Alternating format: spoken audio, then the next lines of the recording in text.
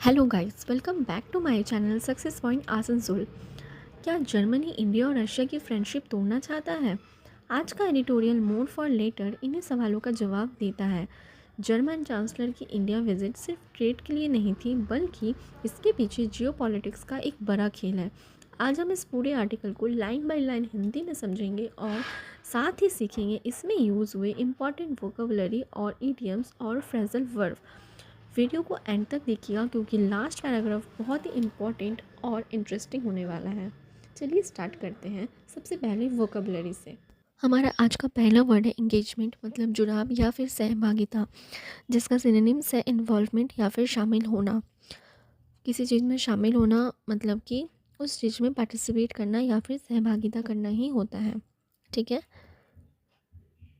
Next है interaction, मतलब परस्पर बातचीत। थर्ड है पार्टिसिपेशन, यानी कि हिस्सेदारी। ठीक है। अब आते हैं एंटोनिम्स, यानी कि उल्टा। आप अगर कोई चीज़ में इन्वॉल्व हो तो उसका उल्टा क्या होगा? उस चीज़ में आपका इन्वॉल्वमेंट ना होना, मतलब कि खुद को वहाँ से आइसोलेट कर लेना। ठीक है। तो एंटोनिम्स क्या है? आइसोलेशन, मतलब कि एकांत या फिर अलगाव। नेक्स्ट विथड्रॉल, मतलब वापसी या हटना। डिसएंगेजमेंट, मतलब अलग होना। नेक्स्ट वर्ड इज टेंशन, मतलब तनाव, जिसका सिनोनिम है स्ट्रेन, मतलब खिंचाव या फिर दबाव। सेकंड है फ्रिक्शन, मतलब तनातनी या फिर घर्षण। अनईज, यानी कि बेचैनी। एंटोनिम्स क्या है? हार्मनी, मतलब सामंजस्य या फिर मेल। पीस, मतलब शांति। अकॉर्ड, यानी कि सहमति। ठीक है। थर्ड वर्ड है टर्मोइल, जिसका मतलब होता है उथल पुथल या फिर अशांति। सिनोनिम्स क्या है? चास, यानी कि अराजकता। डिसऑर्डर, यानी अव्यवस्था। कन्फ्यूजन, यानी कि भ्रम या गड़बड़ी। एंटोनिम्स क्या है? ऑर्डर, यानी कि व्यवस्था।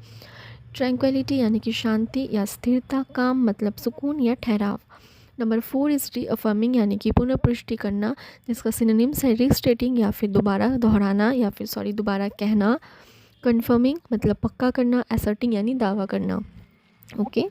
नाउ एंटोनिम्स, डिनाइंग, मतलब इनकार करना। रीनाउंसिंग, मतलब त्यागना या फिर छोड़ना। कंट्राडिक्टिंग, यानी कि विरोध करना। नंबर 5 सब्सटेंटिव, यानी कि ठोस या महत्वपूर्ण, जिसका सिनोनिम्स है सिग्निफिकेंट, मतलब महत्वपूर्ण। मीनिंगफुल, मतलब सार्थक। कंसिडरेबल, मतलब विचारणीय या फिर काफ़ी। एंटोनिम्स क्या है? ट्राइवल, मतलब तुच्छ या मामूली। इनसिग्निफिकेंट मीन्स महत्वहीन। एम्प्टी, मतलब खोखला। नंबर 6 स्ट्रैटेजिक, मतलब रणनीतिक, जिसका सिनोनिम्स है प्रैक्टिकल, यानी युक्तिपूर्ण। कैलकुलेटेड, मतलब नपा तुला या सोचा समझा। प्लान्ड, मतलब नियोजित। एंटोनिम्स क्या है? रैंडम, मतलब बिना सोचे समझे। इम्पल्सिव, आवेगपूर्ण या फिर जल्दबाज। और लास्ट एमलेस, यानी कि लक्ष्यहीन। नंबर 7 प्रीकर्सर, यानी कि अग्रदूत या फिर पूर्वगामी, जिसका सिनोनिम्स है फॉररनर, मतलब कि पूर्वज या फिर आगे चलने वाला। नेक्स्ट हार्बिंगर, यानी कि संकेतक। नंबर 3 प्रोलॉग, यानी कि प्रस्तावना। एंटोनिम्स क्या है? सक्सेसर, यानी कि उत्तराधिकारी। रिजल्ट, यानी कि परिणाम। आफ्टरमैथ, यानी कि बाद का परिणाम। ओके। नंबर 8 कंटेंशन, यानी कि विवाद या फिर मत। ये वर्ड हम लोग बहुत सुनते हैं, कंटेंशन, जिसका मतलब होता है विवाद या फिर मत। सिनोनिम्स क्या है? डिसएग्रीमेंट, यानी असहमति। डिस्प्यूट, मतलब झगड़ा या विवाद। आर्ग्यूमेंट, यानी कि तर्क या बहस। एंटोनिम्स एग्रीमेंट, यानी कि समझौता, सहमति। कंसेंसस, यानी कि आम राय। अकॉर्ड, यानी कि मेल। नंबर 9 कर्टेल, यानी कि कम करना या फिर घटाना, जिसका सिनोनिम्स है रिड्यूस या घटाना। रेस्ट्रिक्ट, पाबंदी लगाना। लिमिट, सीमित करना। एंटोनिम्स क्या है? इंक्रीज, मतलब बढ़ाना। एक्सपांड, मतलब विस्तार करना। प्रोलॉन्ग, यानी कि लंबा करना। Number 10 is allegations. ये वर्ड से तो हम लोग सबको ही वाकिफ़ है, जिसका मतलब होता है आरोप। इसका सिनोनिम्स क्या है? एक्यूजेशंस, यानी कि इल्ज़ाम। चार्जेस, यानी कि अभियोग या फिर दोष। क्लेम्स, यानी कि दावे। एंटोनिम्स क्या है? एक्सोनरेशन, यानी कि दोष मुक्ति। डिफेंस, मतलब बचाव। प्रेस, मतलब प्रशंसा। And the last is sustained, means निरंतर या फिर टिकाऊ। सिनोनिम्स क्या है? कंटिन्यूअस मतलब लगातार, प्रोलॉन्ग्ड मतलब लंबे समय तक, स्टीडी मतलब स्थिर। ओके, नाउ एंटोनिम्स, इंटरमिटेंट यानी कि रुक रुक कर, ब्रीफ मतलब संक्षिप्त या फिर छोटा, टेम्पररी यानी कि अस्थाई। ओके, अब आते हैं हमारे फ्रेजल वर्ब पे जो कि इस एडिटोरियल में यूज़ हुए हैं। हमारा फर्स्ट फ्रेजल वर्ब है साइन ऑन टू, जिसका मतलब होता है हस्ताक्षर करना या फिर सहमत होना या शामिल होना। ठीक है, मतलब to agree to something, usually an official document और अग्रीमेंट, और जॉइन अ पैक्ट। मतलब ये जो फ्रेजल वर्ब है ना, साइन ऑन टू, ये मोस्टली आपका डॉक्यूमेंट और अग्रीमेंट ये सब चीज़ों के लिए यूज़ किया जाता है। ठीक है, now next phrasal verb is deal with. ये फ्रेजल वर्ब हम लोग बहुत सुने हैं, डील विथ, जिसका मतलब होता है संबंधित होना या फिर निपटना। ठीक है, यानी कि to be about a subject, to be concerned with, to manage और हैंडल। ठीक है, मतलब कि कोई भी चीज़ से संबंधित होना या फिर उससे निपटना। ओके, इस पैराग्राफ में, इस एडिटोरियल में एक ईडियम यूज़ हुआ है जो है एक्सचेंजिंग नोट्स। ये एक ईडियम है जिसका मतलब है विचारों या जानकारी का आदान प्रदान करना। ठीक है, मतलब to share information, compare views और discuss a specific topic with someone. Clear. अब आते हैं हम हमारा मेन पैराग्राफ में, जिसका हम लोग लाइन बाय लाइन एनालिसिस करेंगे हिंदी में। तो चलिए स्टार्ट करते हैं। हमारा आज का टाइटल है मोर फॉर लेटर, जिसका मतलब है बाकी बात के लिए। Chancellor merge India visit signals of wider engagement with the EU. मतलब चांसलर मर्ज की भारत यात्रा ये संकेत देती है कि भारत अब पूरे यूरोपीय संघ के साथ व्यापक रूप से जुड़ रहा है। ठीक है, amid tensions on several other foreign policy fronts, German Chancellor Friedrich Merz was the first of several high-level visitors to Delhi to strengthen India-Europe ties. मतलब दुनिया भर में कई जगहों पर चल रहे तनाव के बीच जर्मन चांसलर फ्रेडरिक मर्ज उन कई बड़े नेताओं में से पहले थे जो भारत यूरोप के रिश्ते को मजबूत बनाने के लिए या फिर मजबूत करने के लिए दिल्ली आ रहे हैं। Preparations are on for the EU-India summit later this month, when the presidents of the European Commission and Council will attend the Republic Day parade. Plans for French President Emmanuel Macron's visit, he will attend the AI summit in February, are also being finalized. मतलब इस महीने के अंत में होने वाले यूरोपीय संघ भारत शिखर सम्मेलन मतलब EU इंडिया समिट की प्रिपरेशंस यानी कि तैयारियां चल रही हैं, जब यूरोपियन कमीशन और काउंसिल के अध्यक्ष भारत की गणतंत्र दिवस यानी कि इस रिपब्लिक डे के पैरेड में शामिल होंगे। फ्रांस के राष्ट्रपति इमानुएल मैक्रोन की यात्रा की योजना भी अंतिम चरण में है। वो भी फरवरी में होने वाले AI यानी कि आर्टिफिशियल इंटेलिजेंस के समिट में शामिल होंगे। The meet between Chancellor Merz and Prime Minister Narendra Modi in Ahmedabad was about more than bilateral relation. मतलब अहमदाबाद में चांसलर मर्ज और प्रधानमंत्री नरेंद्र मोदी के बीच हुई मुलाकात सिर्फ दो देशों के आपसी रिश्ते मतलब कि बिलेटरल रिलेशन तक सीमित नहीं है, मतलब कि इससे भी बड़ा कुछ था। It was about reaffirming elements of talks with the EU to conclude a long-awaited trade agreement, as Germany is its biggest economy, as well as exchanging notes on geopolitical turmoil, especially the US's action. मतलब इसका मकसद EU के साथ लंबे समय से अटके हुए व्यापार समझौते यानी कि ट्रेड अग्रीमेंट, इसका मतलब होता है व्यापार समझौता को पूरा करने पर जोर देना था, क्योंकि जर्मनी यूरोप की सबसे बड़ी इकोनॉमी है और साथ ही दुनिया में चल रही उथल पुथल खास कर अमेरिका के कदमों पर चर्चा करना था। The leaders also attended a business council meeting where they pressed more investments. मतलब दोनों नेताओं ने एक बिजनेस काउंसिल की बैठक में भी हिस्सा लिया जहां उन्होंने और ज़्यादा इन्वेस्ट बढ़ाने की बात की। With trade passing $50 billion in 2024 to 2025, Germany remains India's largest trading partner in Europe.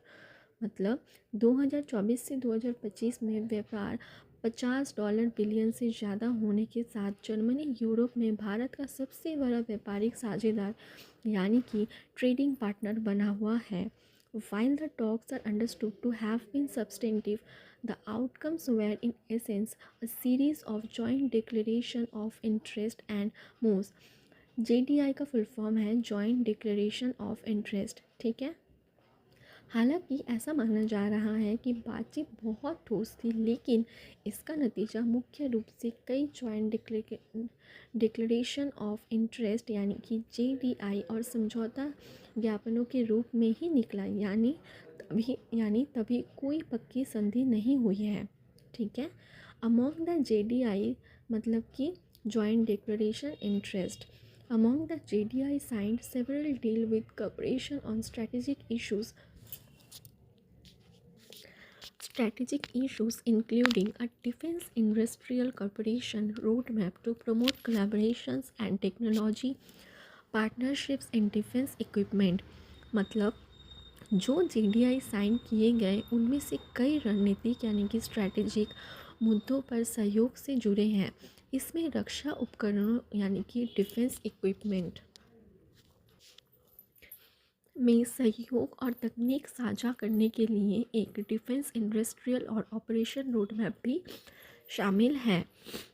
Now next, this is seen as a precursor to the enabling agreements for defense purchases that India and Germany have been discussing but have yet to sign on to. मतलब इसे उन रक्षा खरीद समझौतों की शुरुआत यानी कि precursor के तौर पर देखा जा रहा है जिन पर भारत और जर्मनी चर्चा तो कर रहे हैं लेकिन अभी तक साइन नहीं किया है. Next paragraph is where India and Germany have a less common view is on the Ukraine war and the European contention that India must curtail its relationship with Russia. जहां भारत और जर्मनी के विचार कम मिलते हैं वो है यूक्रेन और युद्ध का मुद्दा और यूरोप की ये जिद कि भारत को रूस के साथ अपने रिश्ते कम करने चाहिए. Chancellor Merz may have overstepped as he sought to portray India's German defense relationship as a means to reduce its dependence on Russian hardware. Chancellor Merz शायद अपनी हद से थोड़ा आगे बढ़ गए जब उन्होंने ये दिखाने की कोशिश की कि भारत जर्मनी रक्षा संबंध रूसी हथियारों पर भारत का निर्भरता को कम करने का एक तरीका है. The statement was refuted by foreign secretary Vikram मिश्री लेटर. बाद में विदेश सचिव विक्रम मिश्री ने इस बयान का खंडन किया यानी इसे गलत बताया. While Germany and the EU are also hoping for a closer dialogue with India on the Indo-Pacific, Germany's bilateral trade with China peaked at $287 billion in 2024 to 2025 has not diversified and China is Germany's largest trading partner. जहां Germany और EU Bharat के साथ Indo Pacific क्षेत्र पर करीबी बातचीत की उम्मीद कर रहे हैं, वहीं चीन के साथ जर्मनी का व्यापार जो 2024 से 2025 में 287 बिलियन था कम नहीं हुआ और चीन अभी भी जर्मनी का सबसे बड़ा ट्रेडिंग पार्टनर है. ये काफ़ी बड़ी बात है. It is therefore doubly significant that Chancellor Merz made India his first stop in Asia. इसलिए ये और भी ज़्यादा इम्पॉर्टेंट है कि चांसलर मर्ज ने एशिया में अपनी पहली यात्रा के लिए भारत को चुना. The two sides also have differences over the upbringing of 5-year-old Arya Shah, who was taken away by German Child Services in 2021 over allegations that her Indian parents abused her. दोनों पक्षों के बीच 5 साल की आर्या शाह के पालन पोषण को लेकर भी मतभेद है. आर्या का 2021 में जर्मन चाइल्ड सर्विसेज ने अपना कब्जे में ले लिया था. ये आरोप लगाकर कि उसके भारतीय माता पिता ने उसके साथ बुरा बर्ताव किया था. Despite Indians appeals, miss Shah continues to live in German foster care with only periodic consular and parental visits and little sustained exposure to Indian culture और languages.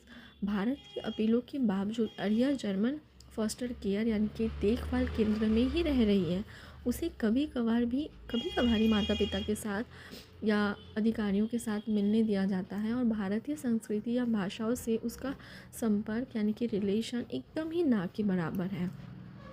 This case of an individual may seems less important but should be resolve without further delay. एक व्यक्ति का मामला शायद छोटा लग सकता है, लेकिन इसे बिना किसी और देरी के सुलझाया जाना चाहिए। मतलब कि ये आर्टिकल ये बताता है कि जर्मनी के चांसलर की भारत यात्रा भारत और यूरोप के रिलेशन को मजबूत करने की दिशा में एक बड़ा कदम है। व्यापार और रक्षा मतलब कि डिफेंस पर अच्छी बात हुई है, लेकिन यूक्रेन युद्ध और रूस के मुद्दे पर दोनों की राय अलग है।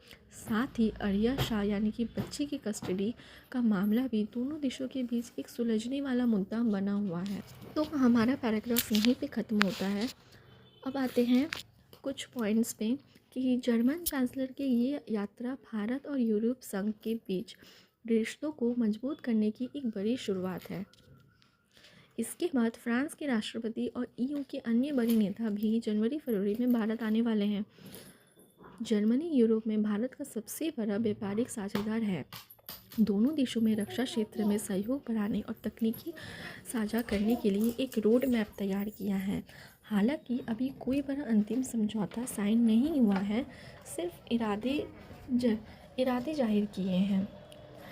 जर्मनी और भारत के बीच यूक्रेन युद्ध को लेकर विचारों में अंतर है। जर्मन चांसलर ने सुझाव दिया कि भारत को रूस पर अपनी निर्भरता कम करनी चाहिए, लेकिन भारत विदेश मंत्रालय ने इस बात का खंडन किया, मतलब इसको गलत बताया। ठीक है, जर्मनी भारत को महत्व दे रहा है, लेकिन जर्मनी का सबसे ज़्यादा बिजनेस अभी भी चीन के साथ ही होता है, जो भारत के मुकाबले बहुत ज़्यादा है। आर्टिकल के अंत में 5 साल की बच्ची आर्या शाह का मुद्दा उठाया गया है, जिसे जर्मन सरकार ने अपने कब्जे यानी कि फॉस्टर केयर में रखा है। भारत चाहता है कि ये मामला जल्द सुलझे, क्योंकि बच्ची अपनी भारतीय संस्कृति और परिवार से पूरी तरह से दूर हो गई है। ये यात्रा रणनीतिक रूप से महत्वपूर्ण थी, लेकिन रूस और आर्या शाह जैसे मुद्दों पर अभी भी दोनों देशों के बीच मतभेद है, जिन्हें सुलझाना अभी भी बाकी है। तो ये था हमारा आज का एडिटोरियल का पूरा एनालिसिस। तो चलिए वीडियो को यहीं पे एंड करते हैं। बहुत ही जल्द मिलते हैं एक नए वीडियो के साथ और उम्मीद करते हैं कि आपको ये एनालिसिस पसंद आया होगा। Thank you.